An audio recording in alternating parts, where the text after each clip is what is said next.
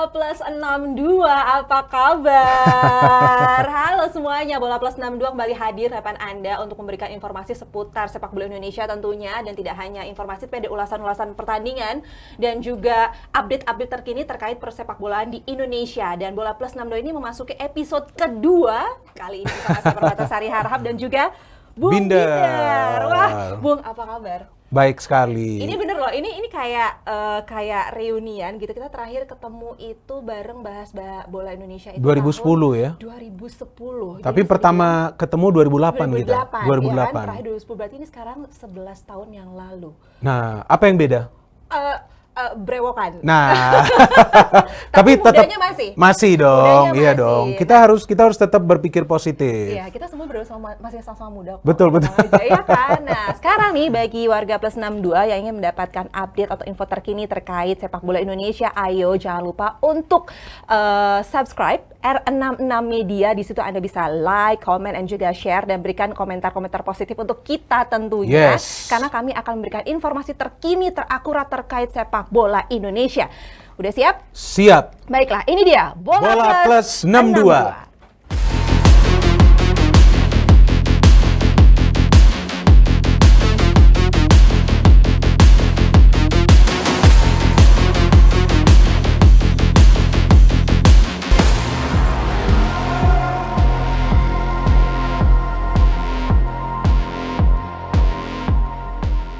Oke, nih Bola Plus 62 kan memasuki episode kedua. Yes. Nah, episode pertama itu rame banget. Betul sekali. Rame banget komentar dari warga Plus 62 di YouTube-nya R66 Media. Mereka pada bilang gini sebenarnya, kalau saya ambil ulasan kesimpulan keseluruhannya, pokoknya wow, akhirnya ada sesuatu yang membahas bola Indonesia karena jarang banget. Ya kan? Betul sekali. Karena selama ini tuh nggak ada, karena biasanya luar negeri. Iya, ya kan? dan kita juga akan membahasnya di sini kan bukan saja dari gambaran luar ya, tapi gue juga akan menganalisa secara mendalam. Dan tentu kita berharap juga warga Plus 62 ini bisa mendukung agar acara ini terus kita lanjutkan. Pastinya. Dan kita juga tetap bisa memberikan analisa-analisa yang mendalam dan juga happening stories. Yes. Nah, itu juga sangat penting. Seperti yang akan ada di episode ini, tapi nanti dong. Nanti dulu. Sekarang pokoknya kita mau bacain dulu nih beberapa komentar dari warga Plus 62 dari kolom komentar di episode pertama Bola Plus 62 nih ya. Saya akan bacakan ini pertama dari Muhammad Jafar.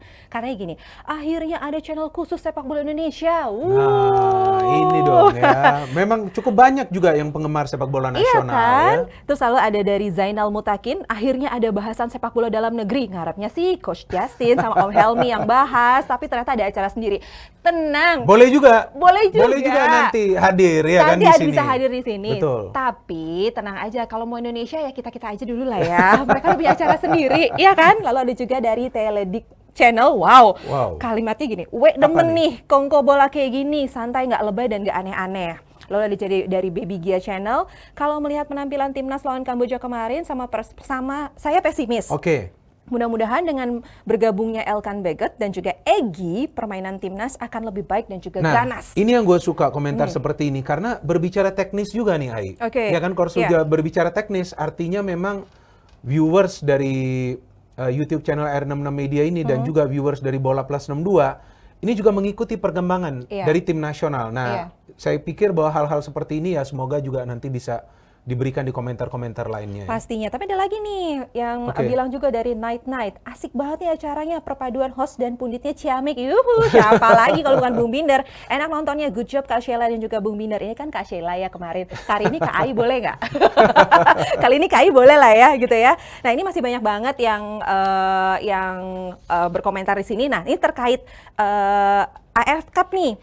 AFF 2020, ada yang ngomen juga gini, Fajar Carlos Napic, lawan Kamboja aja habis-habisan dikurung, stamina masih belum baik, menang tapi permainan kacau balau di babak kedua, kreativitas dan striker murni kurang, Ezra Willian gak jalan, mending dikasih kesempatan buat rumah kick, Witan juga gak bisa berbuat banyak, dulu timnas level-levelnya Thailand, Vietnam, Singapura dan Malaysia, sekarang udah mau disusul Kamboja dan permainannya semakin menjanjikan.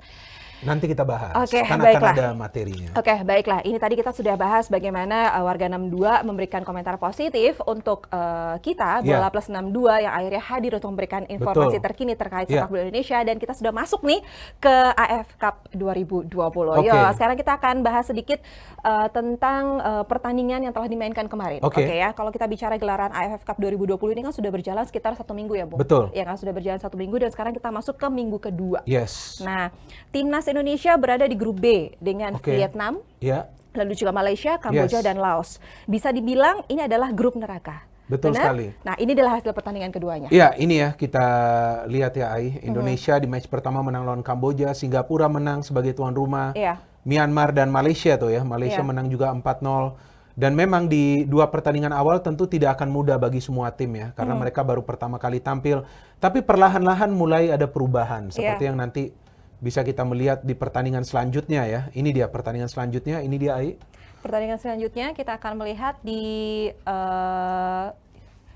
ya, ada Laos lawan Indonesia, ya kan, Timor Leste lawan Filipina, Thailand, Myanmar, Vietnam, Malaysia itu juga yang baru bermain. Ya, Vietnam menang dengan skor 3-0 dan Indonesia menang dengan skor 5-1. 5-1 melawan Laos. Itu dia, sudah ada perubahan kan. Indonesia di match pertama sulit menang lawan Kamboja, kemasukan 2 gol. Vietnam di match pertama sulit menang lawan Laos karena memang ada rotasi pemain yang mereka lakukan di line up, tapi kita lihat di match kedua sudah bisa menang juga dengan skor yang telak. Thailand juga belum kemasukan gol di grup lainnya, yaitu di grup A, dan Filipina luar biasa tuh, Ai. Menang dengan skor 7-0, tapi saya melihat banyak bulanya juga. Iya, melawan Timor Leste ya. Iya, banyak pemain naturalisasi juga itu yang main. Kalau kita lihat dari grup A ini kan Thailand belum ada kebobolan ya. Itu dia. Belum ada kebobolan di sini, bahkan pemain senior di Thailand di usia 33 tahun. Di sini Tera Rasil Dangda oke banget. Benar dengan sekali. Usianya 33 tahun, dia berhasil. Masih mencetak gol ya. Jadi memang terlihat bahwa Thailand itu fokus ya di Piala AFF tahun ini, dan mereka juga ingin menjadi juara setelah gagal di AFF lalu. Dan berikut adalah klasemen sementara Piala AFF Suzuki Cup. Posisi pertama masih diduduki oleh Thailand dengan 6 poin, lalu Singapura 6 poin, Filipina 3, Myanmar 3, dan Timor Leste belum ada poin di sini. Ya, memang Timor Leste menjadi tim yang paling lemah ya di grup ini ya, Ai ya. Tapi di atasnya ini adalah Filipina sebagai tim kuda hitam ya. Mereka baru saja menang dengan skor yang telak lawan Timor Leste, dan ada tuan rumah Singapura dan Thailand. Thailand juga menjadi salah satu tim unggulan di AFF tahun ini. Iya, dan sekarang kita akan bahas di grup B-nya dulu. Iya. Ini grup kita nih. Grup kita ada Vietnam, Malaysia, Indonesia, Kamboja, dan juga Laos. Kita akan melihat bagaimana hasil pertandingannya kemarin. Oh, ini adalah klasemen sementara untuk grup B. Betul. Pertama masih Vietnam dengan 6 poin, lalu juga Indonesia. Nah, ini saya harapkan nanti akhir klasemen juga begini sih. Iya, dan ini berhasil digeser ya Malaysia ya. Kemarin kan Malaysia di awal ya, sekarang digeser oleh Vietnam, lalu juga di posisi ketiga dengan Malaysia 6 poin, Kamboja belum ada poin, dan Laos tidak ada poin juga di sini. Iya, 2 tim lemah ya di grup B ini ya. Yang memang menurut gua sih ini grup neraka ya, karena ada 2 tim unggulan lainnya seperti Vietnam dan juga Malaysia bersama tim nasional kita.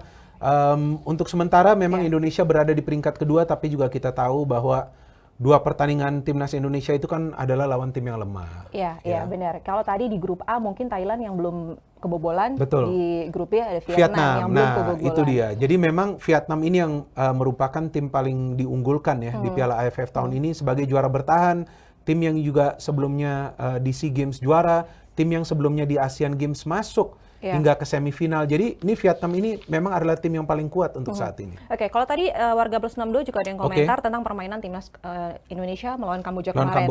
Banyak yang aduh kok kayak begini sih mainnya gitu, karena banyak kayak gitu. Oke, sekarang kita ulas ya. Iya, makanya kita ulas sedikit lah. Kalau kita ulas sedikit pertandingan timnas Indonesia dengan Kamboja, sebelumnya Kamboja sudah bertemu dengan Malaysia dan kalah 1-3. Iya kan? Lalu dan kali ini bertemu Indonesia lagi-lagi harus mengakui keunggulan Indonesia dengan 4-2. Iya. Benar dong.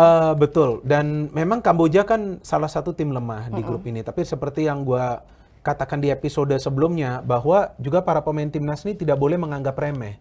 Karena Kamboja juga melakukan beberapa perubahan, perkembangan di sepak bola mereka. Dan mereka juga bukanlah tim yang biasa dibantai. Sekarang sudah berbeda jauh. Jadi memang terlihat di match lawan Indonesia, para pemain tim nasional Kamboja juga tidak ingin kalah dengan begitu saja. Jadi mereka juga memberikan fight, mereka juga memberikan perlawanan, dan bisa mencetak 2 gol. Tapi kita juga perlu memahami bahwa itu adalah pertandingan pertama bagi tim nasional Indonesia. Ya kan, tidak mudah itu untuk menjalankan pertandingan pertama, meskipun lawannya adalah lawan tim lemah. Benar. Dan formasinya juga di sini Sintayong melakukan formasi dengan 4-3-3 ya, melawan Kamboja ini. Ini dia. Ya, kalau kita lihat ya, dia turunkan Dewangga, Ruiji, 3 pemain yang penting di tengah nih ya. Ricky Kambuaya, Evan Dimas, Rahmat Irianto. Ini 3 pemain memang menjadi pilihan utama dari Coach Sintayong, dan di depan Ezra, Witan, dan Irfan Jaya. Egy belum bisa bergabung, Elkan belum bisa bermain di game ini. Ada Pratama Arhan, ada Asnawi, dan yang paling menarik bahwa Coach Sintayong memilih Syahrul, bukan Muhammad Riyandi. Ini adalah pertandingan perdana dari Syahrul di pertandingan ini, ya kan, untuk tim nasional. Dan memang sih banyak yang menilai bahwa Syahrul ini tidak bagus lah, atau dia tidak layak lah untuk tampil sebagai starter, karena kan memang dia kemasukan 2 gol di pertandingan ini. Padahal kalau gue lihat Syahrul ini banyak melakukan save loh. Ya kan? Dia banyak melakukan save juga dari para pemain timnas Kamboja, karena kalau dari segi statistik terlihat bahwa Kamboja itu memang lebih banyak menciptakan peluang daripada timnas Indonesia. Iya, benar. Dan kalau misalnya kita lihat di sini, banyak yang komentar juga nih, Bung. Kenapa sih kita sempat unggul di babak-babak di menit-menit awal gitu kan ya, menit-menit awal lah gitu. Tapi ternyata banyak yang bilang, kenapa di babak kedua kok kayak gini ya? Anjur lah kita menang, tapi kenapa mainnya kayak gini? Nah, ada ulasan yang bisa saya berikan. Yang pertama, kita harus pahami bahwa para pemain timnas kita itu bermain dengan energi tinggi dari menit-menit awal. Dan sebetulnya startnya tuh sudah bagus. Bahkan menurut saya sudah sangat bagus. Tapi setelah unggul dengan skor telak 3-0, justru para pemain timnas itu tidak bisa mengatur tempo permainan. Jika tidak bisa mengatur tempo permainan, tentu akan menguras energi lebih tinggi, akan menguras stamina para pemain. Dan ternyata di babak kedua, setelah ada pergantian pemain dari Kamboja, terlihat para pemain timnas Indonesia itu sulit untuk bisa mengatasi tekanan dari para pemain Kamboja. Jadi sebetulnya ketika sudah unggul dengan skor 3-0, ada baiknya juga mengatur tempo permainan. Nah, itu dia. Jadi memancing para pemain Kamboja itu untuk keluar. Tapi banyak juga yang bilang gini, bahkan Coach Sintayong sendiri bilang gini, kayaknya pemain kita terlalu meremehkan Kamboja nih. Nah, bisa jadi. Bisa nggak sih? Bisa jadi. Karena unggulnya juga cepat. Ketika sudah unggul cepat, tentu mindsetnya akan berbeda. Nah, ketika mindsetnya itu berbeda, tidak lagi fokus dalam permainan, nah tentu terlihat bahwa teamwork di antara para pemain itu berkurang. Pada saat teamwork berkurang, para pemain Kamboja yang kita tahu tidak kenal menyerah, mereka terus fight, nah mereka bisa mencetak gol. Tapi ada catatan juga dari gol Kamboja, 2 gol itu bukan dari open play, 2 gol itu, 1 dari sepak pojok, 1 lagi dari free kick yang terkena pemain kita juga. Jadi sebetulnya Kamboja juga sulit mencetak gol. Tidak semudah seperti apa yang kita lihat dari scoreline. Nah, maka itu gue berkali-kali sering jelaskan bahwa kita juga jangan langsung mengkritik para pemain dari first match ini. Karena first match itu selalu susah. Bahkan kita lihat masih mengira-ngira lah ya. Masih mencari kerjasama di antara para pemain, walaupun sebelumnya sudah ada uji coba. Seperti timnas Malaysia. Pertandingan pertama mereka lawan Kamboja juga agak gampang. Justru Malaysia membutuhkan waktu untuk bisa meraih skor hingga unggul 3-0, hingga babak kedua. Tapi kita kan sebetulnya di 33 menit itu sudah bisa unggul. Tapi sayangnya para pemain itu tidak bisa mengatur irama, tidak bisa mengatur tempo. Ya kalau tidak bisa mengatur tempo, sama saja kalau kita makan. Kalau kita makan kecepatan, keselak. Bukan cuma keselak, bisa kembung juga kan. Nah, kita harus perlahan-lahan makan. Kita harus ngatur lapar, makan agak cepat, tapi kemudian kan kita ngatur agar kita bisa menikmati makanan tersebut. Ketika para pemain sudah unggul 3-0, mereka tidak mengatur tempo, terlihat mereka justru tertekan. Sepertinya ada beban untuk menambah gol. Padahal 3-0 itu sudah bagus. Sudah unggul, sabar saja sedikit. Tunggu babak kedua. Nah, terlihat sudah terkuras stamina mereka di babak pertama. Ya, tapi memang benar ya. Biasanya kan kalau kita itu memang sifat manusia. Ketika kita sudah berada di atas, itu dia. Ya kan, berarti kita sudah di atas, kita pengen sesuatu yang lebih. Tapi masalah untuk meraih sesuatu yang lebih itu gimana caranya? Apakah kita mempertahankan yang tadi atau kita keluar dari situ? Kan gitu. Iya, tentu perlu lebih cerdas lagi. Nah, kecerdasan itu memang bisa ditemukan oleh para pemain ketika memang mereka bisa melakukan kerjasama dengan lebih baik lagi. Ketika para pemain itu sudah lebih sering memikirkan cara untuk mencetak gol, nah, biasanya tuh akan lupa untuk cara bertahan. Nah, gue melihat juga dalam pertandingan tersebut bahwa para pemain Kamboja tuh tetap bisa melakukan pressure dengan memberikan counter attack. Nah, ketika counter-counter itu berjalan dengan tepat, Nah, terlihat bahwa para pemain kita itu mengalami kesulitan dalam cara bertahan. Dan memang Kamboja juga menciptakan banyak peluang. Nah, maka itu seperti yang tadi gua katakan bahwa penjaga gawang Syahrul ini penampilannya bagus dalam pertandingan perdananya. Tapi kan gua baca juga di media sosial banyak yang mengkritik juga. Padahal dia tuh penampilannya sudah bagus. Kemasukan 2 gol juga bukan salah dia sebetulnya. Iya, benar. Dengan mempertahankan 3 gol di awal itu berarti dia sudah main bagus gitu kan. Dengan 2 gol dari Kamboja juga bukan salah dia. Bukan salah dia ya memang ya begitulah ya adanya gitu kan. Oke, baiklah itu kan tadi Kamboja. Sekarang kita akan berbicara mengenai Laos yang kemarin baru saja dilaksanakan dan kita 5-1 ya. 5-1 betul. Aduh, nah ini formasinya sedikit berbeda, Coach Shin Tae-yong gitu kan. Kalau kemarin 4-3-3, sekarang dia dengan formasi permainan 4-1-4-1. Nah, kenapa memilih 4-1-4-1? Apakah karena memang hadapannya Laos dikiranya dia adalah tim lemah jadi 4-1-4-1? Kalau menurut gua Coach Shin Tae-yong ini belajar ya dari pengalaman lawan Kamboja. Lawan Kamboja itu terlihat lini tengah kita itu terekspos. Ada jarak antara lini pertahanan dan lini tengah, sehingga itu dimanfaatkan oleh para pemain Kamboja yang berada di tengah. Dia menaruh 1 gelandang bertahan, yaitu Rahmat Irianto, di depan 2 center back, Rizky Ridho dan juga Dewangga. Jadi ditaruhnya Rahmat Irianto ini untuk memfilter serangan dari para pemain Laos. Di depannya ada Evan Dimas, ada Ricky Kambuaya, di depan ada Yudo, Dedik dan juga Irfan Jaya. Ini sebetulnya formasi ini adalah untuk mengamankan juga lini pertahanan agar tidak kecolongan. Ya, dan para pemain timnas itu kan membutuhkan waktu untuk mencetak gol di pertandingan ini. Dan terlihat memang dari ball possession kita unggul, tapi mainnya tuh lebih bersabar lagi. Ya, kalau kita melihat ada total tendangan ke arah gawang itu 9, lebih banyak itu tercipta di babak kedua. Karena di babak pertama terlihat para pemain tidak ingin langsung istilahnya ngegas. Nah, buat apa lagi ngegas langsung unggul 3-0 tahu-tahu nanti keteteran lagi kan? Benar. Jadi mereka bermain lebih sistematis.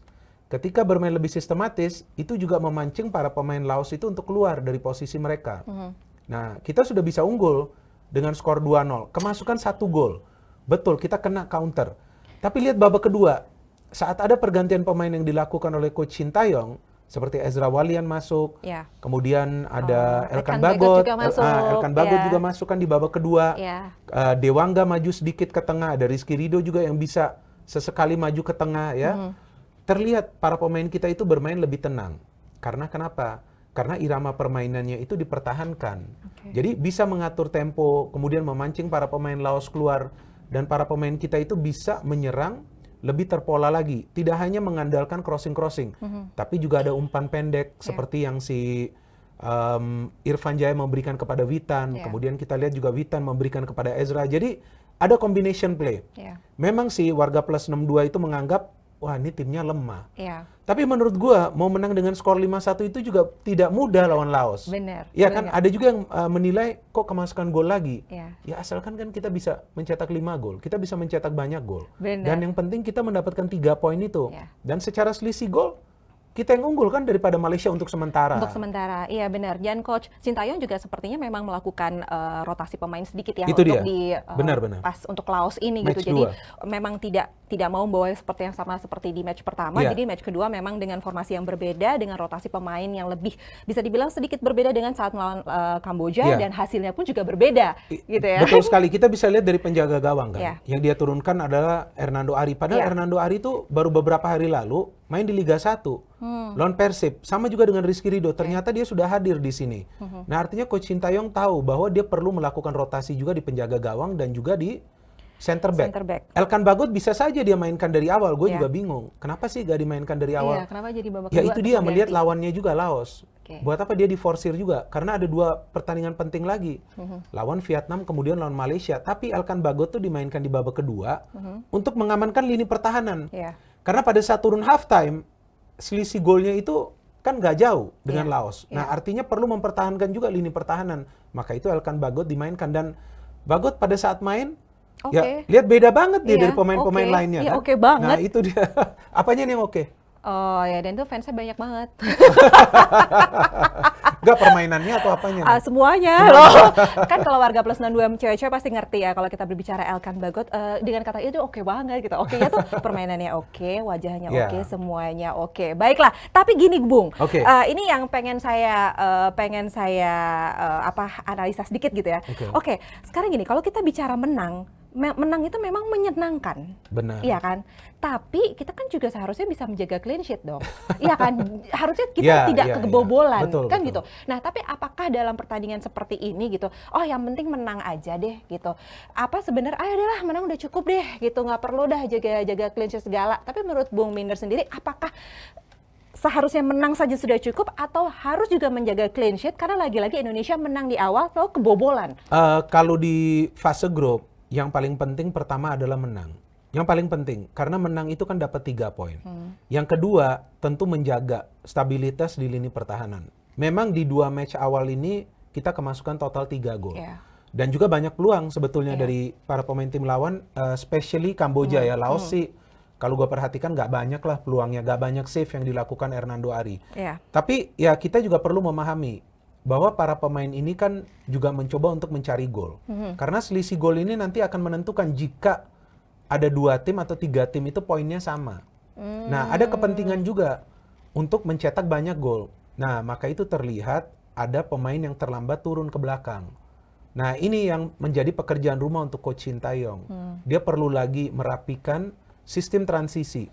Pada saat dari bertahan ke menyerang dan saat sudah membantu serangan, perlu cepat kembali ke belakang.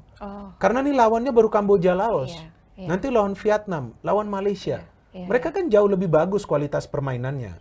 Nah, tentu saya setuju juga dengan apa yang Ai katakan. Nah, ini kemasukan nih 3 gol. Saya pikir bahwa itu akan menjadi evaluasi juga dari Coach Shin Tae-yong. Bagaimana dia nanti bisa memperbaiki lini pertahanan. Iya, pasti. Dan sekarang kita akan berbicara mengenai pemain-pemain yang mencetak gol kemarin gitu kan. Ini adalah pencetak gol Indonesia versus Kamboja. Ini dia ada Rahmat Irianto gitu ya, yang berhasil mencetak gol di menit keempat. Nih menit-menit awal. Ya kan, menit-menit awal. Lalu juga dia mencetak gol 2 kali ya. Di menit keempat lalu juga di menit 33. Lalu ada Evan Dimas di menit 17 dan Ramai Rumakik di menit 54. Lalu kalau misalnya Bung Minder sendiri melihat Rahmat Irianto seperti apa? Kalau gue pikir dia sih pemain yang paling penting ya. Karena posisi dia itu kan gelandang bertahan. Gelandang bertahan itu harus bisa mengawal lini pertahanan dan juga harus bisa menjadi penghubung ke lini depan. Penghubung itu artinya dia juga harus bisa memberikan bola ke depan.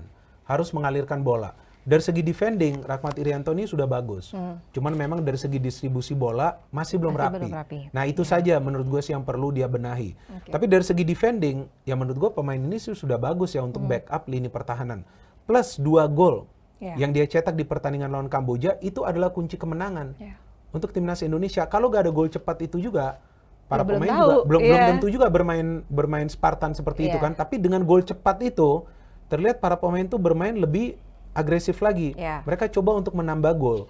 Cuma kan yang menjadi permasalahan adalah pada saat memang itu yang tadi gua katakan, tidak bisa menjaga tempo. Sepertinya keasikan menyerang, ingin mencetak gol dulu. Ya kan? Tapi kalau kita berbicara tentang Rahmat Irianto, ya dia nih adalah pemain yang penting di timnas. Ya, walaupun dia memang jarang terlihat dan dia sering kewalahan lah, jatuh bangun istilahnya.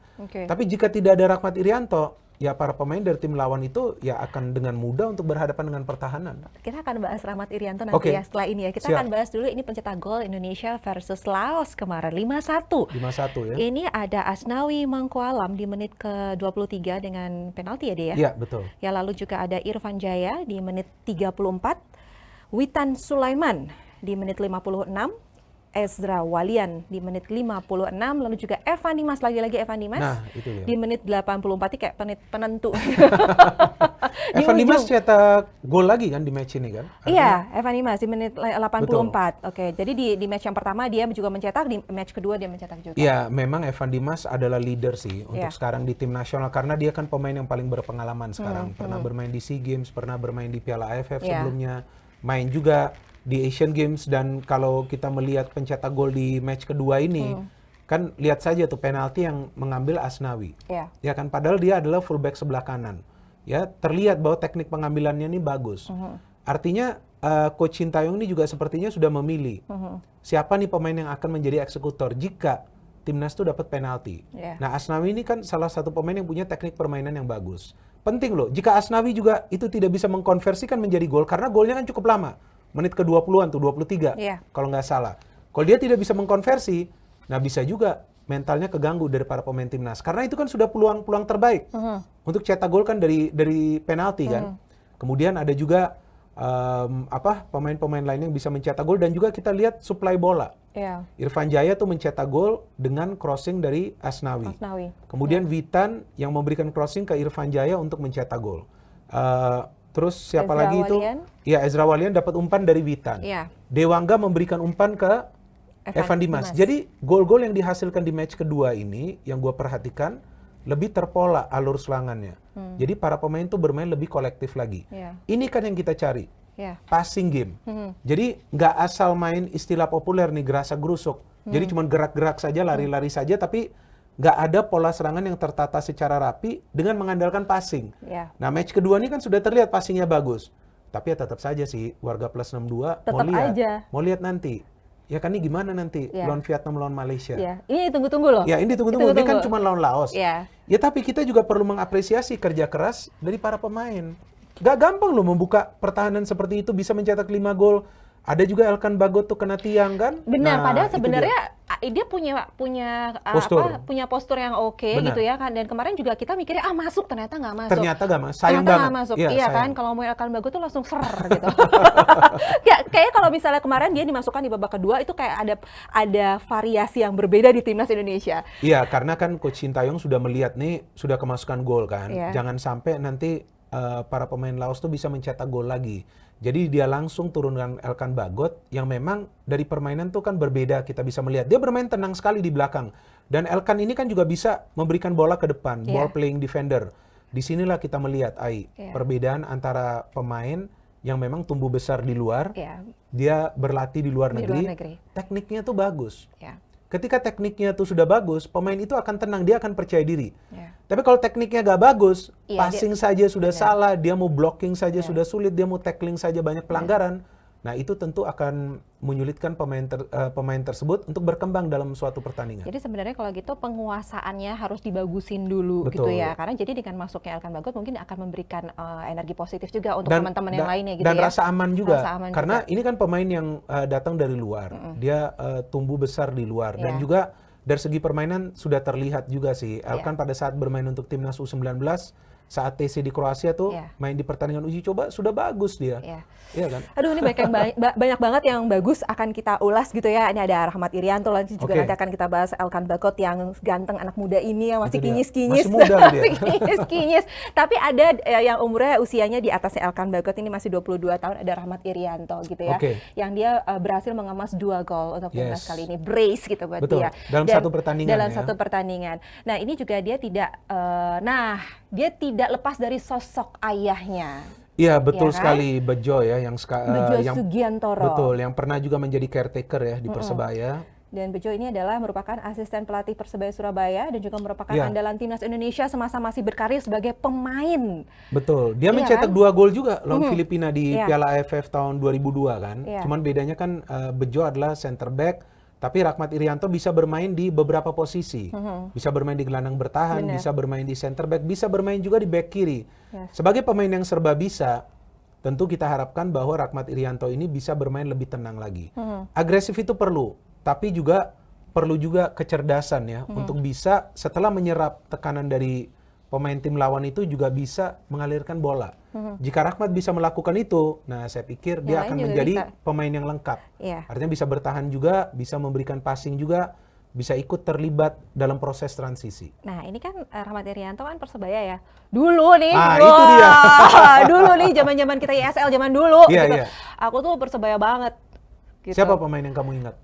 Dulu tuh masih, zaman dulu tuh masih Anderson da Silva loh. Iya, Anderson da Silva, betul. Iya, jago tuh dia tuh. Jago kan, jago banget. Wah, hai Anderson da Silva, aku penggemarmu dulu. Pelatih ya sekarang ini? Sekarang pelatih. Iya, sekarang pelatih. Jadi sekarang ini masih ada Persebaya, di sini ada Rahmat Irianto dan juga nggak lepas dari ayahnya juga, yang Persebaya juga. Ini kayaknya duo combo yang dia sepertinya tidak mau kalah dengan ayahnya. Ayahnya berprestasi, dia pun juga harus berprestasi di sini. Benar-benar. Dan juga Persebaya kan banyak mengorbitkan pemain-pemain muda. Ada Rizky Ridho juga, ada Hernando Ari. Jadi cukup banyak pemain dari Persebaya yang sekarang membela timnas senior. Padahal usianya masih muda-muda. 22 tahun ya kalau Rahmat Irianto. Nah, itu dia. Artinya ini kan adalah bentuk pembinaan yang memang diberikan oleh Persebaya ya. Artinya mereka mengorbitkan banyak pemain muda yang bisa membela timnas senior dan penampilannya juga tidak mengecewakan.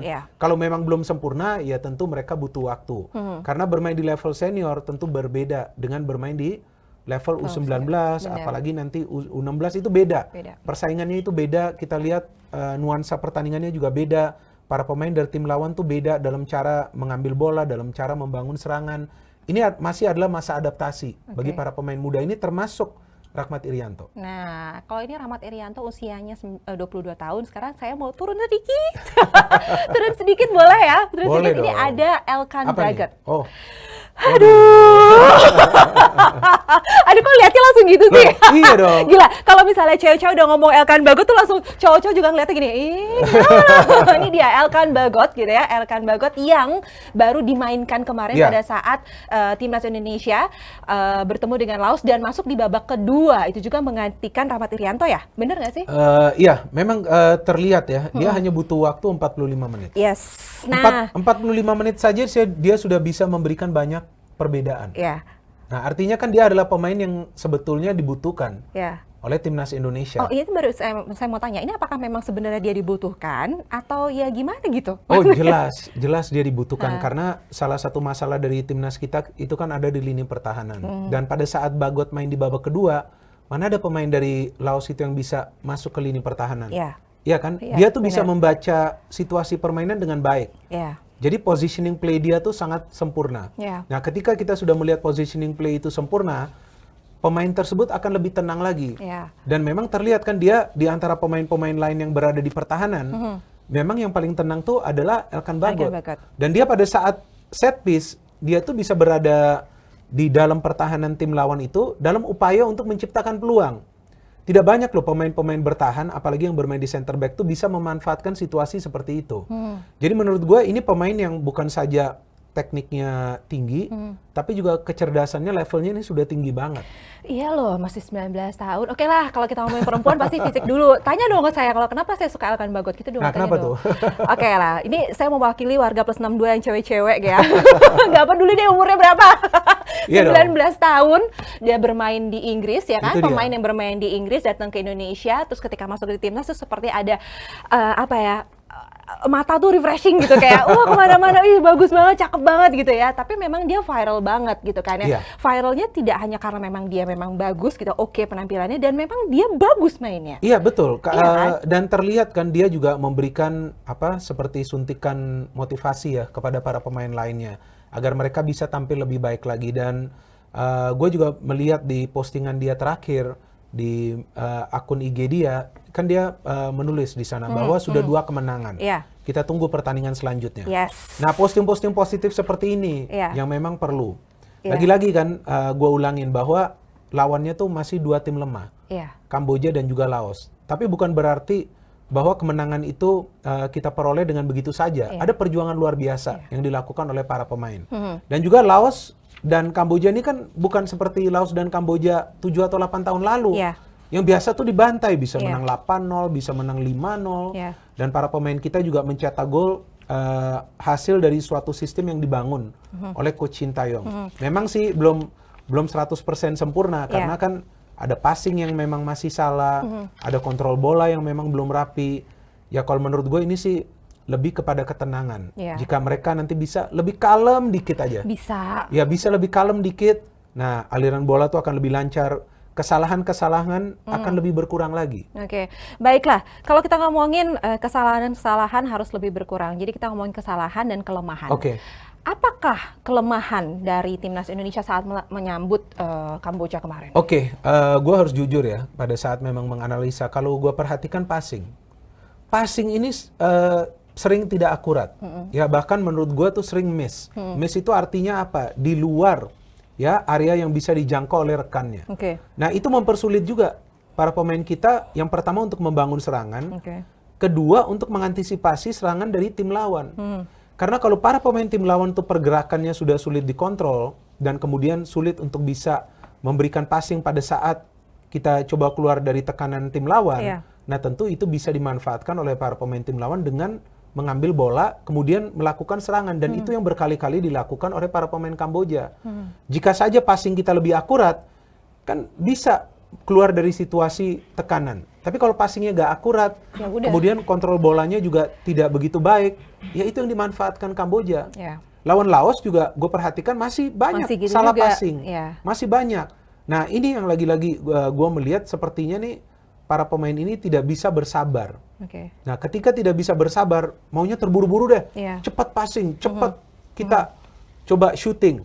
Ya gimana kita bisa bermain lebih rapi lagi kalau kita gak sabar. Iya, jadi kuncinya adalah memang pengendalian diri. Pengendalian diri. Kayak ceramah nih kita. Harus bersabar, kemudian mengatur tempo, mengatur tempo. Pemain harus tahu kapan dia perlu memberikan passing. Jangan langsung memberikan passing pada saat rekannya itu belum free. Belum siap gitu. Jangan memberikan passing asal aja ke daerah pertahanan tim lawan. Yang ada nanti bisa dikuasain lagi bola itu. Benar. Ya itu ini adalah pengendalian diri gitu ya. Harus dijaga mulai dari sekarang. Dan kita emosi. tahu emosi juga harus dijaga. Ya namanya anak-anak muda gitu kan ya, juga harus melihatlah sikonnya seperti apa. Ayo belajar sama kita-kita. Wah, emang kita udah tua. Oke, baiklah. Nih, yang bikin deg-degan nih, Bung. Sekarang kan masih ada nih yang buat deg-degan timnas. Waduh. Aduh, ini kita akan bertemu dengan Vietnam. Betul. Iya kan? Ini akan bertemu dengan Vietnam tanggal 15 Desember besok nih, sang juara bertahan. Wow, akan seperti apa? Kalau gue sih terus terang deg-degan banget. Deg-degan dan khawatir ya. Khawatir juga karena di 2 match awal ini memang sih kita bisa mencetak banyak gol. Tapi ada 3 gol yang kita kemasukan secara total. Kemudian passing-passing yang memang belum rapi. Jadi semuanya akan tergantung dari taktik Coach Shin Tae-yong. Kalau di 2 match awal ini memang harus bermain menyerang. Karena timnya lebih lemah, kita perlu mencari banyak gol. Nah lawan Vietnam ini yang gue lagi menunggu, taktiknya ini apa? Nah iya. Ya, apakah berani nih bermain menyerang? Memang resikonya besar. Dan sepertinya, ini kalau menurut gue mungkin gue salah, sepertinya belum siap untuk bermain menyerang lawan tim sekelas Vietnam. Karena pemain-pemainnya sudah matang, mereka sudah lama bermain secara bersamaan, timnya itu-itu saja, pemainnya itu-itu saja. Tapi mereka pernah bermain sebelumnya di Asian Games, pernah bermain di SEA Games, kemudian sekarang mereka naik ke level senior. Ya 2018 juga pemain-pemain yang sekarang bermain di squad ini main juga di 2018 dan menjadi juara. Jadi menurut gue semuanya lagi tergantung ke taktik dari Coach Shin Tae-yong. Nanti akan seperti apa itu sama deg-degan karena kita tahu kan Vietnam kemarin juga unggul 2-0 sama melawan Laos, lalu juga Malaysia 3-0. Juga 3-0 dan mampu menggeser posisi Malaysia. Itu yang tadi yang main set pertama, sekarang Vietnam di awal. Nah, ada satu catatan yang ingin saya berikan. Memang sih banyak yang mengatakan itu lawan Laos kan Vietnam pemain lapis kedua. Nah kalau menurut gua di timnas itu gak ada yang namanya pemain pelapis, karena mereka adalah yang terbaik yang dipilih, pemain-pemain terbaik yang dipilih. Tapi yang dilakukan oleh pelatih Vietnam itu adalah rotasi, karena setelah ini akan lawan tim yang kuat, yaitu lawan Malaysia. Dan betul ketika ada rotasi lagi dilakukan lawan Malaysia, Vietnam bisa menang lebih telak lagi 3-0. Itu juga yang dilakukan oleh Coach Shin Tae-yong kan. Lawan Kamboja dia turunin ada beberapa pemain yang memang perlu mengejar gol, perlu mencetak gol cepat, perlu menang besar. Lawan Laos kan gak langsung dimainkan. Witan, Ezra ditaruh dulu di bangku cadangan. Gua kira Bagot akan bermain dari awal, tapi enggak, ditaruh dulu. Baru kemudian dimainkan. Nah rotasi ini sangat penting. Jadi Vietnam dengan rotasi yang dilakukan oleh pelatihnya Park berhasil di 2 match awal itu menang. Tanpa kemasukan gol. Nah gue juga lagi nunggu nih. Setelah tadi gue berbicara soal taktik, line up-nya seperti apa? Apakah akan ada perubahan lagi yang dilakukan oleh Coach Shin Tae-yong? Karena hingga hari ini gue masih belum tahu apa sih atau pemain-pemain mana sih yang sebetulnya menjadi kerangka dari tim nasional. Kecuali di tengah ya. Tapi penjaga gawang diganti, back diganti, ada rotasi pemain lah ya. Diganti. Itu bagus, sangat bagus dari Coach Shin Tae-yong. Jadi dia ingin melihat pemain mana sih yang benar-benar nanti akan menjadi starting 11-nya. Ya. Dan pemain-pemain lama yang nanti akan dia masukkan sebagai pemain pengganti untuk mengubah keadaan. Jika keadaan itu mulai sulit di atas lapangan. Contoh dia mainin Ramai Rumakek juga di babak kedua lawan Laos. Ada satu chance. Dia hampir mencetak gol. Bisa saja Ramai ini dimainkan dari awal, tapi enggak. Dia ada taktik. Kita mainin dulu pemain-pemain A, B, C, D, bla bla bla. Nanti babak kedua kita mainin pemain yang lain. Untuk kita hajar Laos nih di babak kedua. Dan itu berhasil. Nah gue berharap Coach Shin Tae-yong juga bisa melakukan taktik dan juga rotasi serupa. Seperti lawan Laos, memang berat di atas kertas. kalau kita berbicara di atas kertas dan berbicara secara logis, ya mana mungkin sih timnas menang lawan Vietnam? Ya mungkin lah. Bukan, mungkin. maksudnya di atas kertas, di atas kertas. Mana mungkin. Tapi dalam sepak bola, apa saja bisa terjadi. Bola itu berputar dan gelinding kemana-mana. Bola itu bundar, bukan bindar. Ya benar-benar. Iya kan? Bola itu bundar dan bisa gelinding, tapi kalau bindar nggak bisa gelinding.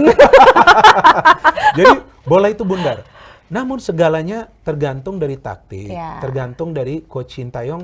Rotasi apa nanti yang dia akan lakukan di lineup untuk mengagetkan juga. Pelatih dari Vietnam. Bener. Karena pelatih dari Vietnam itu nonton loh pertandingan timnas yang first match lawan Kamboja. Dia juga artinya pengen apa? tahu, Dia juga pengen tahu. Bener. Tapi Coach Shin Tae-yong juga kan, kalau menurut gue sih, ya pintar juga sih. Ya udah biarlah kita memasukkan 2 gol lawan Kamboja, biar dia lihat nih. Nanti kita kan nggak tahu lawan Vietnam seperti apa. Nah, memang di atas kertas kita menganggap mana mungkin menang. Tapi itu dia, apapun masih bisa terjadi. Iya, dan Coach Shin Tae-yong masih seperti mencari formula yang bagus gitu ya, yang kita akan turunkan nanti seperti apa. Untuk menemukan kerangka, core of the team. Artinya kerangka struktur dari timnas ini nanti seperti apa.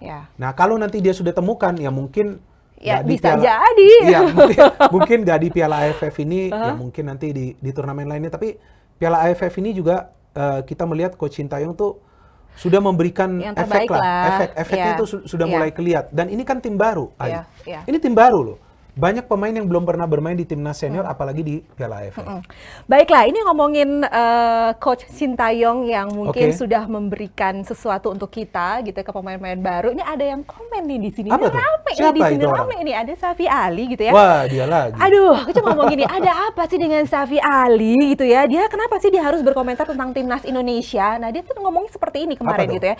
Indonesia membawa tim muda dan potensial ke turnamen ini, tetapi dibandingkan dengan para pesaingnya, para pemain muda ini masih kurang berpengalaman. Tidak peduli seberapa ambisius dia atau Shin Tae-yong itu, dia harus menerima kenyataan bahwa Piala AFF 2020 bukanlah waktu terbaik untuk mengharapkan sesuatu yang besar dari skuadnya. Terus ini komentar dari netizen, guys. Dari warga plus 62 ya? Oh iya, dari warga plus 62, guys. Udahlah, kan cuma prediksi. Lagian kita pasti bisa kalau emang yakin sama kualitas. Jangan serang Bang Safi cuma karena dia beropini. Oke lah, jaga cakap lu Safi. Jangan merendahkan bibit muda dari Indonesia. Kita tunggu hasil pertandingannya Indonesia atau Malaysia yang unggul di Piala AFF.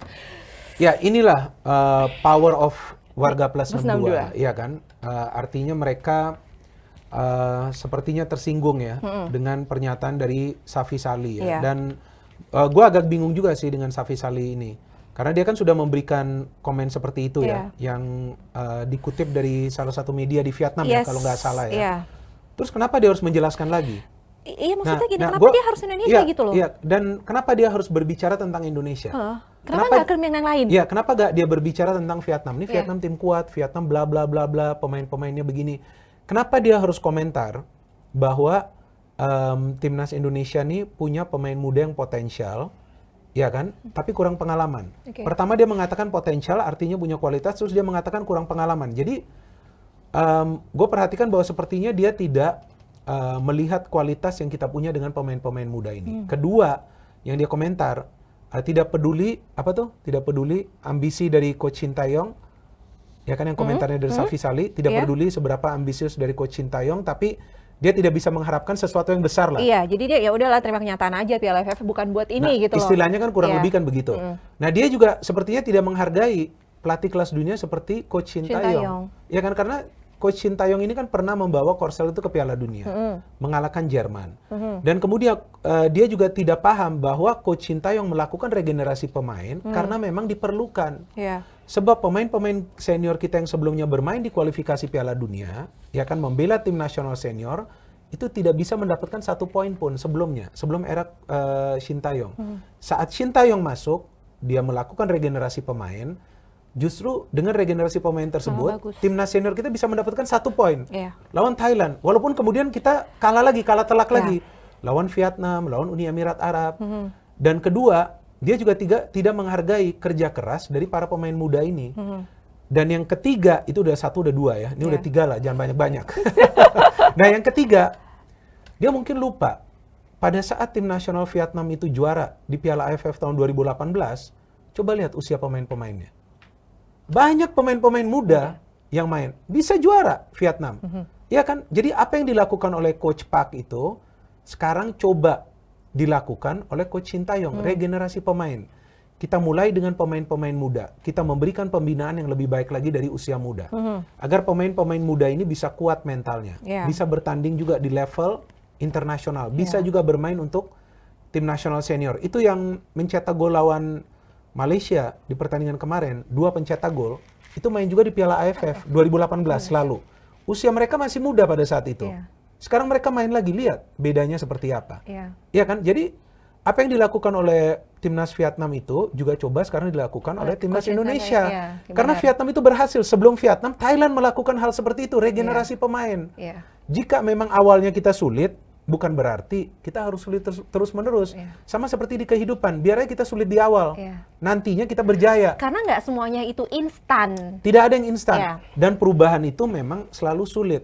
Tapi kita juga perlu menghargai apa yang dilakukan oleh Coach Sintayong. Dia memulai sesuatu dari nol. Ini resiko loh bagi Coach Sintayong. Dia berani loh. Kalau sekarang dia gagal, pasti kan dia nggak akan dibilang salah. Tapi dia lakukan ini demi perbaikan dari timnas kita. Nah maka itu warga plus 62 tuh menyerang ke Safi Salih. Karena mereka menganggap seperti tadi di komen, kok lu gak lihat sih bibit-bibit pemain-pemain muda? Nah ini pemain-pemain muda ini yang punya kualitas. Sekarang Safi pernah gak bermain di luar negeri? Nah, gue gak lihat juga sih rekor dia. Aku gak mau ngomong tapi... Nah, gue gak lihat juga sih, gue belum lihat. Gue belum lihat biodata dia. Tapi pemain-pemain muda kita udah ada yang main di luar. Egy Elkan Bagot mainnya di luar. Ya kan, Witan Sulaiman mainnya di luar. Asnawi mainnya di Korsel. Masa sekarang dibilang gak bisa mengharapkan sesuatu kan? Ya, menurut gue sih. Nah, justru gue berharap ya para pemain timnas kita jangan terpengaruh. Iya, sama kayak gitu-gitu gak usah lah ya. Gak usah terpengaruh, tapi jadikan ini sebagai motivasi. Berjuang di atas lapangan. Hasil akhir akan mengikuti kok. Benar, ya benar kan? sekali. Karena dan memang pesaing kita di grup ini memang Malaysia sih. Memang benar. Vietnam agak berat. Memang benar. Malaysia ini yang game terakhir ini. Iya, emang benar. Jadi nggak salah juga mungkin dia ngomong kayak gitu ya. Untuk semacam cyber, tapi jika dia pelatih, ya kan, dia sudah mengikuti proses seperti itu, seperti apa yang Sintayong lakukan. Gue gak yakin dia akan ngomong seperti ini, bahwa pemain muda yang kurang pengalaman. Vietnam tuh juara. Dan jangan lupa, sorry, ini poin keempat lah, gue lupa. Pemain-pemain muda yang sekarang bermain di Piala AFF ini sebelumnya pernah menembus ke final ketika membela tim nasional Indonesia di SEA Games 2019. Pemain-pemain muda seperti Egy, seperti Witan, seperti Rahmat Irianto, seperti Asnawi ini bermain di SEA Games 2019. Karena SEA Games kan U22. Mereka nembus ke final. Kalahnya lawan siapa? Lawan Vietnam. Malaysianya kemana? 2019 SEA Games. Masuk kotak kan? Nah artinya apa? Kita bisa juga kok sebenarnya, tapi kita butuh waktu. Butuh waktu, ya karena itu tadi semuanya tuh butuh proses dan nggak ada yang instan. Ya mungkin ini ada yang dilakukan oleh Coach Sintayong seperti negara-negara yang lakukan itu sebelumnya. Dan sekarang mereka berani untuk melakukan sekarang ini gitu dan ya. Dan gue juga berharap ya Safi Salih jangan baper juga dengan ini. Oke lah, tapi dia kan udah klarifikasi katanya enggak lah itu kan kalau mau menang atau kalah itu kehendak Allah. Kita kan nggak tahu juga prediksi. Nah sebetulnya kan dia nggak perlu juga. Kalau dia sudah yakin apa yang dia katakan, ngapain lagi dia jelasin? Nggak usah juga. Jadi sekarang Oke, baiklah. Tapi kalau Safi Salih ngomong kayak gitu, ini ada yang beda lagi nih. Siapa tuh? Korea Selatan, gitu ya. Bukan menjagokan Vietnam jadi juara, justru timnas Indonesia yang dijadikan juara Piala AFF 2020. Katanya ini karena ada Coach Sintayong di sini adalah titik penentunya. Itulah Ai, faktor pelatih itu sangat penting. Tadi kan gue jelaskan tentang regenerasi yang dilakukan Vietnam. Kemudian sebelumnya Thailand, tapi kan ada peran pelatih di sana. Nah, jadi dari Korsel ini melihat peran pelatih dari Sintayong.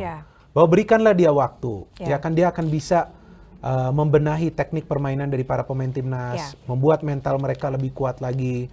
Tapi tentu perubahan ini akan makan waktu, ya. Dan tentu kita berharap bahwa timnas Indonesia ya minimal bisa lolos dari grup. Minimal lah, lolos dari grup dulu. Nanti kita tunggu lawan kita siapa di semifinal. Kalau lawannya Thailand atau Singapura, ya nanti kita lihat bagaimana persiapan lagi dari Coach Sintayong. Karena taktik dari pelatih ini sangat menentukan. itu kita sama-sama deg-degan dan menunggu bagaimana taktiknya dan juga formasinya ketika nanti Indonesia melawan Vietnam. Terus kemudian lawan Malaysia. Ayo kita lihat bagaimana. Aku yakin pasti bisa gol. Oke, baiklah, itu tadi adalah kita perbincangan mengenai Piala AFF 2020. Nah, sekarang adalah persaingan di Liga 1. Gitu ya, adalah liga profesional di tingkat level tertinggi di Indonesia. Betul. Dulu namanya ISL ya. Dulu kamu sering siaran ya? Iya, dulu. Sekarang ya ayolah gitu. Oke, kalau kita ngomong persaingan di Liga 1 nih, sebentar lagi Liga 1 menutup akhir tahun 2021. Bukan berakhir liganya, tapi memang di tahun 2021 ini pertandingan terakhir adalah di tanggal 14 besok ya. Iya, betul. Ya kan, dan berikut adalah klasemen. Sementara 10 besar di Liga 1. Oke, kalau kamu lihat dari klasemen sementara ini, Ai, apa yang menarik untuk kamu? Coba. Kalau aku lihat di sini poinnya tipis-tipis ya, Bung ya. Nah, karena kan biasanya kan agak jauh ya. Betul. Ini kayaknya di posisi pertama Bayangkara dengan 37 poin, lalu disusul oleh Persib dengan 34. Di bawahnya cuma 33. Lalu ada 30 dan 29 untuk Bali United. Iya, ada 5 tim yang masih berpeluang untuk menjadi juara. Iya. Kemudian kita lihat bahwa tim-tim yang berada di atas, ya kan, ada tidak banyak yang mengalami kekalahan. Ya kan, seperti Bayangkara, Persib 2-3-1. Persebaya oke lah 4 kali, tapi itu adalah di awal musim. Tapi total gol yang mereka ciptakan juga cukup banyak. Itu lihat, sudah 20-an semua nih. Jadi memang terlihat bahwa Liga 1 musim ini memang yang pertama persaingan lebih ketat, kedua semua tim ini bermain menyerang. Banyak gol bisa mereka ciptakan hanya di paruh musim ini. Nah, terlihat juga ada PSIS Semarang dan dinamis sekali loh perubahan klasmen. Sebelumnya ada Bali dan PSIS di atas, tapi sekarang Bali dan PSIS bergeser sedikit ke bawah. Persija, jangan juga remehkan Persija meskipun mereka masih di peringkat nomor 7. Iya, baru menang 1 kali ya. Iya, karena udah menang 6 kali dia. 6 kali, ya tapi sepertinya Persija juga nanti akan melakukan perombakan di skuad saat transfer window ini dibuka kan. Transfer window sudah dibuka. Ya kan, akan dibuka lah. Nah, jadi menurut gua Persija pun nanti jika mereka bisa mendapatkan beberapa pemain baru, ya bukan tidak mungkin juga mereka akan bisa bersaing di papan atas. Jadi masih sangat terbuka persaingan di papan atas. Baiklah, tadi saya takut diserang nih sama warga Plus 62. Tadi saya bilang Persija baru 1 kali main, 1 kali menang. Enggak, maksudnya ini adalah 5 pertandingan terakhir. Jangan salah ya. Kamu emang pernah diserang sebelumnya? Saya lebih ke penyerang. Saya yang menjadi warga Plus 62 yang menyerang. Jangan dicontoh ya. Oke, baiklah. Sekarang kita akan melihat top scorer dari Liga 1. Nah, ini ironis sekali. Di sini ada top scorer di Liga 1 ada Shiro Alves ya. Ya kan, ini Shiro Alves di posisi pertama, ini berdiri sebagai top scorer sementara ya kan dari dari Tira Persikabo. Persikabo. Ini tapi di sisi lain timnya terpuruk di posisi 13. Iya. Kemudian ada Spasojevic, ada Eze Jari, Fortes, ada Torres ya, ada Simic ya, dan seperti yang tadi kamu katakan bahwa posisi Tira Persikabo itu kan agak di bawah ya. Iya, nah, tapi memang dia pemainnya top menjadi scorer, top scorer. kan? Nah, seperti Yosef El-Zezari juga gitu kan? Betul. Posisinya di 14 Persik. Iya, dan yang menarik tren di Liga 1 memang seperti itu. Dari tahun 2017, Komvalius jadi top scorer tapi timnya nggak juara. Kemudian ada Rakic juga dari Persikabo ya, saat sebelumnya namanya PS Tira, top scorer tapi nggak juara. Dan musim terakhir Simic. Kalau gue melihatnya sih karena memang tim-tim lainnya itu tidak hanya mengandalkan satu pemain untuk mencetak gol. Ada pemain-pemain lain yang bisa mencetak gol sehingga mereka bisa lebih banyak meraih kemenangan. Maka itu total poin mereka itu lebih banyak. Tapi kalau hanya satu pemain yang mencetak gol, let's say pemain tersebut tuh dikawal, di lock. Terus gimana timnya mau menang kalau nggak ada pemain lain itu bisa mencetak gol? Ya kan, contohnya kita bisa melihat di Persikabo, kemudian di Persik Kediri kan. Karena tidak ada pemain lain yang bisa mengimbangi pencetak gol terbanyak di sana. Tapi jika ada pemain lain yang bisa mengimbangi, nah tentu tim tersebut akan bisa mendapatkan poin lebih banyak lagi. Oke, nah kalau kita ngomongin klub-klub yang oke banget di sini, siapa saja itu? Ada Persebaya dan juga Arema. Nah ini adalah yang lagi superior banget nih di akhir seri 3 Liga 1 musim 2021-2022 ini. Ada 2 klub rival penghuni Jawa Timur, ada Persebaya dan juga Arema Malang. Nah dua-duanya ini adalah unbeaten ya. Jadi memang mencetak unbeaten di penutup seri ketiga ini. Persebaya dengan catatan 10 pertandingan belum kalah. Kalah. Arema mencetak unbeaten dalam 13 pertandingan juga belum kalah. Iya, ini yang cukup unik ya Ai, karena di awal musim dua tim ini sulit meraih kemenangan. Ya kan, beda dengan Persib, dengan Bali, dengan Bayangkara di first match itu sudah bisa menang. Kemudian mereka juga lebih konsisten lah ya untuk mendapatkan poin. Tapi Persebaya di 6 match awal 4 kali kalah. Arema di 4 match awal tidak bisa menang, 1 kali kalah. Tapi tiba-tiba mereka bisa membenahi performa mereka. Nah, kenapa bisa seperti itu? Karena baik Persebaya dan juga Arema FC pemain asingnya itu baru semua. Tentu mereka butuh adaptasi untuk menyatu dengan para pemain lokal lainnya. Pemain lokalnya juga banyak yang baru. Ya, jadi memang tidak akan begitu cepat untuk kedua tim ini untuk bisa mendapatkan form mereka. Tapi ketika sudah memasuki seri kedua, terlihat kan mereka tuh tancap gas. Dan juga bagusnya Persebaya dan juga Arema bisa menang juga lawan klub-klub besar. Seperti Arema bisa mengalahkan Persib, bisa mengalahkan Persija. Persebaya juga bisa mengalahkan Persib, bisa mengalahkan Persija. Jadi mereka bukan hanya menang lawan klub-klub papan tengah, tapi klub-klub papan atas juga mereka bisa meraih kemenangan. Jadi konsistensi itu sangat perlu.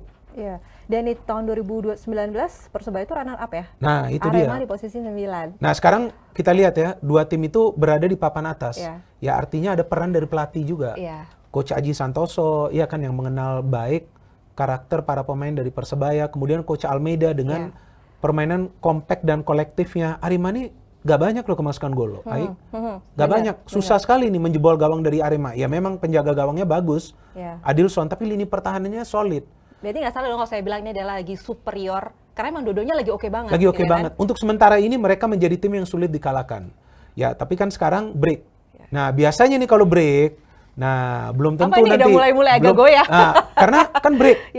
Momentumnya bisa hilang. Artinya lagi-lagi nih pelatih harus betul-betul fokus untuk membuat para pemain itu bisa kembali up. Kembali dengan performa seperti semula. Ya, tentu kita harapkan juga selama break ini akan ada evaluasi juga dari masing-masing pelatih. Baiklah, nah kalau tadi kita sudah bahas Arema dan juga Persebaya, nih lagi ada breaking news. Apa tuh? Pemain Persib Castillion cabut dari Persib. Waduh, cabut ya. Cabut nih, jadi meninggalkan, ya bukan meninggalkan sih, emang digantikan. Digantikan oleh Da Silva ya? David Da Silva. David Da Silva. Oke, kita akan melihat ini kalau Instagram dari akun Castillion ya? Instagram dari akunnya Castillion, Geoffrey Castillion ini sudah bilang kalau dia pamit gitu. Dia pamit lalu ya sudah digantikan sangat oleh disayangkan. David Da Silva. Betul, sangat disayangkan karena dia diharapkan bisa kerjasama dengan Wander Luiz kan. Ternyata kita lihat bahwa performance-nya dalam beberapa pertandingan terakhir itu tidak begitu baik. Dan memang perlu ada perubahan yang dilakukan oleh Persib Bandung. Dan bagus juga Persib mendapatkan David Da Silva yang mantan Persebaya. Karena Persebaya sekarang kan sudah punya Wilkson yang cukup bagus lah penampilannya. Dan David ini kan sekarang dibutuhkan untuk menajamkan lini depan dari Persib. Karena sebetulnya Persib juga menjadi salah satu tim yang produktif. Tapi lawan tim-tim kuat sulit mencetak gol. Lawan Persija kalah nggak bisa mencetak gol. Lawan Arema kalah nggak bisa mencetak gol. Lawan Persebaya kalah nggak bisa mencetak gol. Bukan berarti nggak ada peluang, ada peluang. Tapi mereka perlu predator. Nah, predator itu sekarang mereka dapatkan di David Da Silva. David Da Silva ini produktif banget loh pada saat di Persebaya. Dan David Da Silva ini kan bukan tipe striker yang nunggu bola. Dia bisa bergerak dari tengah lagi. Kalau dia bisa bergerak dari tengah juga, nah berarti dia akan juga memberikan ruang untuk pemain-pemain lain untuk mendapatkan peluang mencetak gol ketika pemain-pemain tersebut bisa mendapatkan free space. Oke, baiklah. Sekarang ada video yang sudah tayang, sudah rilis di Instagramnya Persib Bandung. Ini adalah video terkait David Da Silva yang sudah masuk dan resmi menjadi pemain di Persib Bandung. Ini dia videonya.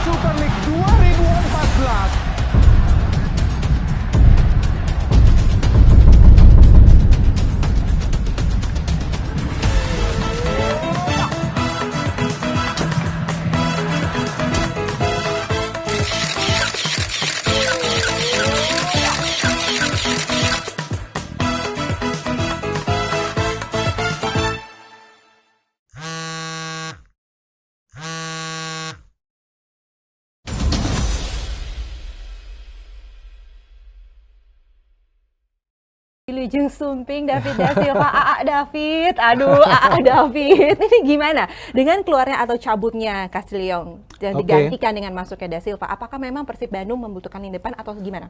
Iya betul, Persib membutuhkan striker tambahan karena memang yang menjadi persoalan justru adalah produktivitas ya dari striker. Memang Wander Luiz nih sudah banyak mencetak gol, tapi seperti yang tadi gua katakan lawan tim-tim besar nih dia tidak berkutik kan, sulit untuk mencetak gol. Jadi perlu juga finisher dan juga predator. Dan David Da Silva ini kan pengalamannya sudah tidak perlu diragukan lagi. Catatan golnya gila loh. Itu dia, di Persebaya di Persebaya kan? 2018 di musim 2018-2021 dengan 42 laga, 35 gol, 6 gol. Nah, lalu juga di Terengganu FC dimain pada tahun 2021 hingga yang kemarin ini sebelum Persib masuk ke Persib 15 gol. 7 gol dan 1 assist. Nah, itu dia. Maksudnya ini kan adalah striker yang bisa melakukan finishing. Nah, pada saat dapat striker yang bisa melakukan finishing, tentu akan bisa menambah produktivitas gol. Kalau Persib ini sudah produktif, artinya bisa mencetak gol dalam setiap game, ya tentu mereka akan bisa mendapatkan peluang besar untuk menjadi juara ya. Karena sekarang kan kalau kita melihat di klasmen sementara cukup ketat. Masih ada tim-tim lainnya lagi yang di bawah Persib yang akan coba untuk mendapatkan posisi pertama. Persib ini beberapa kali punya peluang sebetulnya untuk bisa melewati Bayangkara, tapi kesulitan mencetak gol itu yang menjadi kendala. Nah, dengan masuknya David Da Silva, jadi sama-sama berharap nih Persib bisa maju ya, bisa naik ya. Betul, ya kan? betul. Oke, baiklah. Kita sudah bahas bagaimana pertandingan timnas Indonesia melawan Laos, Kamboja, lalu kita juga udah bahas Rahmat Irianto, si ganteng Elkan Bagot, ya kan, dan semuanya dan Liga 1 juga kita bahas. Jadi kayaknya kita mau kasih tahu juga ke warga Plus 62 yang mau tahu atau mendapatkan informasi terkini terkait sepak bola Indonesia, ayo dong, jangan lupa untuk subscribe YouTube medianya R66 Media. Nanti juga boleh share, juga berikan komentar, juga like dan komentarnya positif ya, kasih masukan, kritikan buat kita. Kira-kira boleh juga kok kasih tema ya? Iya boleh. Iya boleh ya. Iya. Kasih topik yang ingin dibahas. Iya, mau topik apa nih yang lagi hangat yang pengen dibahas boleh juga, dan berikan komentar positif juga buat kita. Kalau bisa sih baik-baik aja lah ya. Gitu ya. Oke, baiklah, jangan lupa sekali lagi jangan lupa untuk subscribe, like, komen dan juga share, dan berikan komentar positif untuk kita semua agar Bola Plus 62 juga akan bisa memberikan informasi yang lebih oke lagi dan informasi terkini pastinya. Yes. Ya. Updated. Updated. Baiklah, kita pamit ya. Oke. Ya, saya Pramotasari Harahap dan juga Bung Binder pamit dulu, sampai jumpa di Bola selanjutnya. Plus 62. Bola Plus 62. Bye bye.